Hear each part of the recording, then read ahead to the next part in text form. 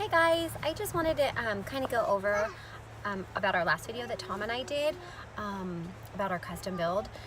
I feel like I didn't give as many details as I probably should have, so I just kind of want to go over a little bit more in depth of what we kind of went through. So we kind of just went really fast over it, but really it was a long time. I don't know. I want to say 3 or 4 months of us going back and forth. I'm sure a lot of you guys saw us. We had a lot of pictures in Texas, but we were there with our builder, designing, going over pricing, going over a bunch of stuff. But we signed contracts. That's the thing, is we were a done deal. Our contracts were signed. We were ready to break ground. And this is kind of where I think we went a little fast. So once we had signed contracts, that's when we were like, okay, and we had put money down, on our land. So this was like, sign, seal, deliver type thing. That's when we got the news that, oh, your contract, what do you guys want to counter with? And we were like, counter with what? We're signed, we're good. And I think that this is kind of, if any of you guys are ever wanting to do a custom build or anything, I think that where we went wrong is we should have been probably a little bit more prepared. We probably should have done a little bit more homework. We should have maybe had a broker or a realtor with us kind of going over contracts, and none of that was explained to us. Now our project manager, who we were dealing with, whom we loved, he was the one dealing with everything, our design, all that stuff. He kind of promised us the world, and he's the one who got the contracts. He's the one who got us to sign everything. And that's where I feel like we kind of, we were just so excited and ready, and we probably should have sent them off to, somebody who's familiar with custom builds and gone over them. But when we got the news that it was getting countered, it was like, wait, what? How do you counter our contract? It's a contract. We're signed. And that's when it all came crashing down, because it was a lot of things going wrong way too quickly, especially as we were about to break ground.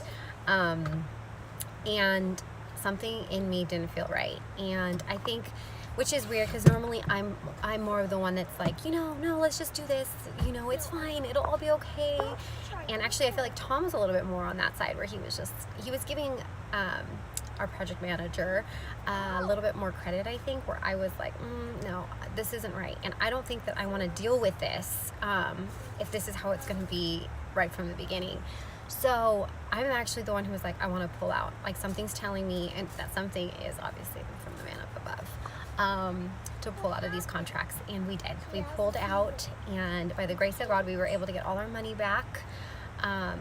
Again, we were, super sad. Tom, finally came to the realization that, like, this was not, right.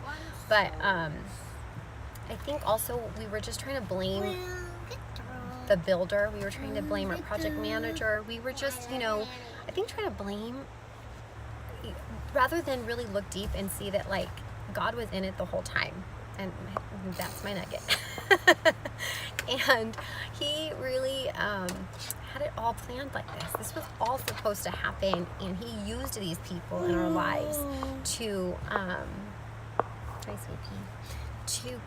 go through these things, because I think without this, we wouldn't be as strong. I feel like we've become even more strong in our faith, but all of these steps and everything that we went through were for a reason. And the people we met, the people we were able to just, share God about, and, none of that. I don't think any of that is a mistake, or it was not supposed to happen, or, I think it was all completely part of God's plan.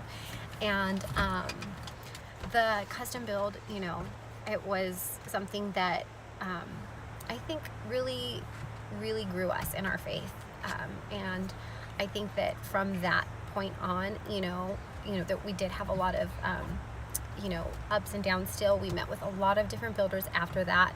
And we, were getting that door shut in our face. And that's for a reason, and God already knew. He saw what he had for us, but we couldn't see that. So after going and just, you know, not finding the right builder, not finding the right land. I think that was another thing, was that we couldn't find that land. I think, like I said before in the last video, that I was so just stuck on that piece of land. I was so stuck in that area and that house, and you know, that was for a reason, because I wasn't supposed to find something at that moment. I wasn't supposed to just instantly, it wasn't going to be just easy and everything just work out perfectly.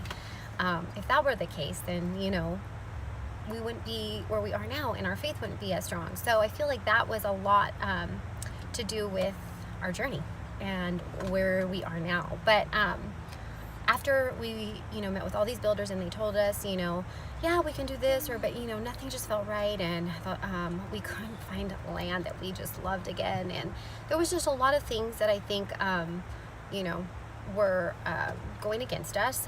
But it was one builder, and it was the very last builder that we met with, that kind of changed everything for us. And he was, you know, such a sweet man, and he gave us the advice that, you know what, you shouldn't be custom building. You guys live in California. You guys have a lot going on. Why are you so stuck on custom building? He's like, I'm a builder. Why don't you guys go find a home, and then from there, I'll be your contractor and your builder, and we will make it your own. And you know, we kind of looked at each other and we were like, okay, like, we never thought about that, but okay, let's, you know, maybe go down that route. And we prayed about it, and sure enough, God had something waiting for us. And that's where everything changed. We found our home, and we found a home that God had been like preserving for us and keeping for us, and it was everything that I could have ever wanted. It was everything Tom could have wanted, the family. It's just, if we could have checked everything, it had all those check marks, and it was even better than what I had been designing in my head. And it was the first home that made me think, oh my gosh, yes, this is what I want. This is what I've been like envisioning. So I feel like, you know, sometimes when you're crushed and you think that there isn't anything, there isn't hope, there isn't something that is going to be better, there's always something better. So we'll share more about that, about the home that we found and all of that in one of our next vlogs.